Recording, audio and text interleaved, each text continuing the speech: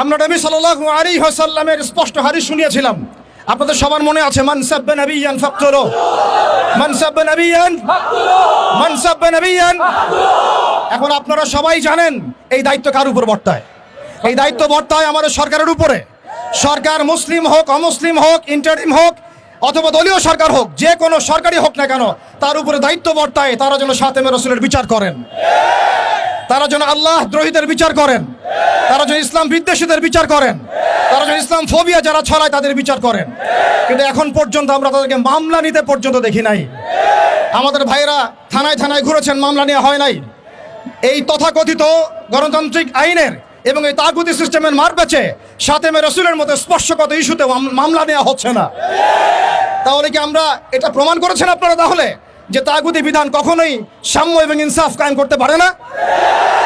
আপনারা নিজেরাই প্রমাণ করেছেন যে তাগুতি বিধান এবং মানবরচিত সংবিধানগুলো, আইনগুলো কখনো মুসলিমদের সেন্টিমেন্টের পক্ষে আসতে পারে না।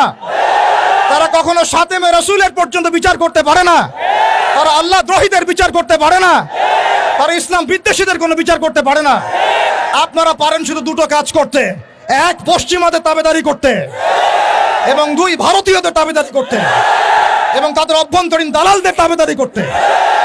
অতএব আমরা আবারও সতর্ক করতে চাই, এই সুস্পষ্ট হাদিসের উপরে আপনারা আমল করুন।